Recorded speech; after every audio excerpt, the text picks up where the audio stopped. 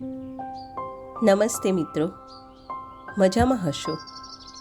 મિત્રો, social media પરથી મળેલી એક વાર્તા જેના લેખક અજ્ઞાત છે, રજૂ કરું છું. એક મેજરના નેતૃત્વમાં 15 જવાનોની ટુકડી હિમાલયના રસ્તે જઈ રહી હતી. સખત ઠંડી હતી. મેજરને વિચાર આવ્યો કે આ સમયે જો એક કપ ચા મળી જાય તો આગળ વધવાની તાકાત મળી જાય. પરંતુ રાતનો સમય હતો અને આજુબાજુમાં કોઈ વસ્તી પણ ન હતી. લગભગ 1 કલાકનું ચઢાણ અને પછી એમને એક જર્જરિત ચાની દુકાન જોવા મળી. પરંતુ એ દુકાન પર તાળું લાગેલું હતું. ભૂખ અને થાકની તીવ્રતા મેજર સાહેબ દુકાનનું તાળું તોડવા તૈયાર થઈ ગયા. તાળું તોડ્યું તો અંદર તેમને ચા બનાવવાનો બધો સામાન મળી ગયો. જવાનોએ ચા બનાવી અને ત્યાં રાખેલા બિસ્કિટ વગેરે ખાઈને ભૂખ સંતોષી. થોડો આરામ કરીને બધા આગળ વધવાની તૈયારી કરવા લાગ્યા. પણ મેજર સાહેબને આમ ચોરોની જેમ દુકાનનું તાળું તોડવા બદલ ગ્લાનિ થઈ રહી હતી. એમણે પાકીટમાંથી 1000 રૂપિયાની નોટો કાઢી અને ખાંડના ડબ્બા નીચે દબાવીને રાખી દીધી તથા દુકાનનું શટર ફરીથી વ્યવસ્થિત બંધ કરીને એ લોકો આગળ નીકળી ગયા. 3 મહિના પછી એ ટુકડીના બધા જ 15 જવાનો સકુશળ પોતાના મેજરના નેતૃત્વમાં એ જ રસ્તે પાછા ફરી રહ્યા હતા. રસ્તામાં એ જ ચાની દુકાન ખુલ્લી જોઈને ત્યાં આરામ કરવા રોકાઈ ગયા. દુકાનના માલિક એક બુઢા વ્યક્તિ હતા. એક સાથે આટલા બધા ગ્રાહકોને જોઈને એ ખુશ થઈ ગયા અને એમના માટે ચા બનાવવા લાગ્યા. ગરમા ગરમ ચાની ચુસ્કીઓ અને બિસ્કિટોની સાથે જવાનો એ બુઢા ચાવાળાને એના જીવનના અનુભવો વિશે પૂછવા લાગ્યા. ખાસ કરીને આટલી વેરાન જગ્યામાં દુકાન ચલાવવા વિશે પૂછવા લાગ્યા. ચાવાળા બુઢા ભાઈએ એમને ઘણી બધી વાતો સંભાળીને કહી અને સાથે સાથે ભગવાનનો આભાર માની રહ્યા હતા. ત્યારે એક જવાન બોલ્યા કે બાબા, આપ ભગવાનમાં આટલું બધું માનો છો, પણ જો ખરેખર ભગવાન હોત તો તમને આટલી ખરાબ પરિસ્થિતિમાં કેમ રાખ્યા છે?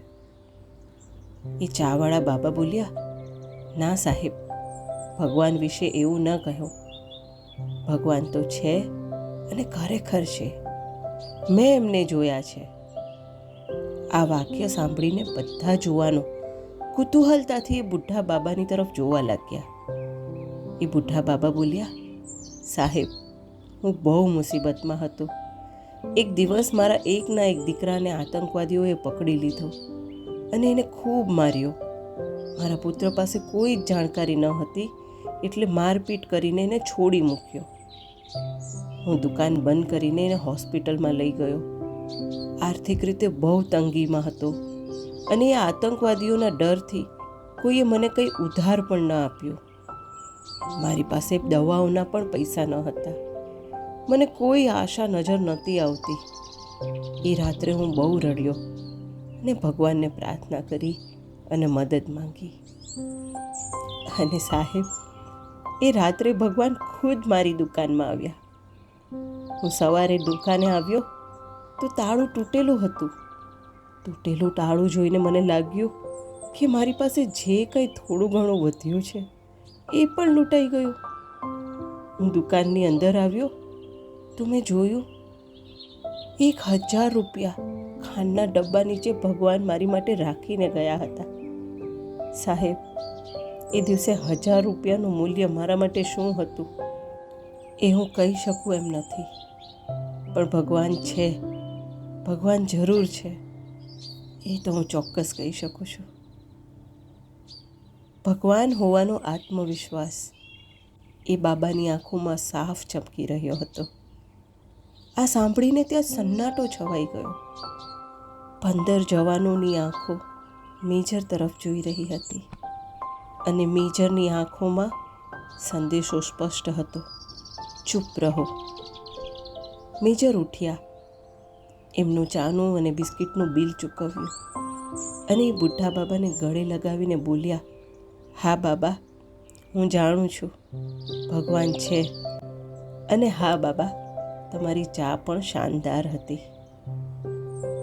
મિત્રો, વાર્તાના અંતમાં જણાવ્યું છે કે લેખકને આ વાર્તા એક જવાને જ જણાવી હતી. જમ્મુ કાશ્મીરના કુપવાડા સેક્ટરમાં બનેલી આ ઘટના છે. મિત્રો, આપણામાંથી પણ ઘણાના જીવનમાં આવા બનાવ બનતા હોય છે, જ્યારે આપણને વિશ્વાસ બેસી જાય કે ભગવાન છે જ અને જરૂરથી છે. તમને આવા અનુભવ થયા હોય તો કમેન્ટમાં જરૂરથી શેર કરજો, અને તમને આ વાત ગમી હોય તો એને જરૂરથી લાઈક કરજો. જો તમને આવી વાર્તાઓ સાંભળવાનું ગમતું હોય તો આ ચેનલને જરૂરથી સબસ્ક્રાઈબ કરજો. Thank you, thank you, thank you.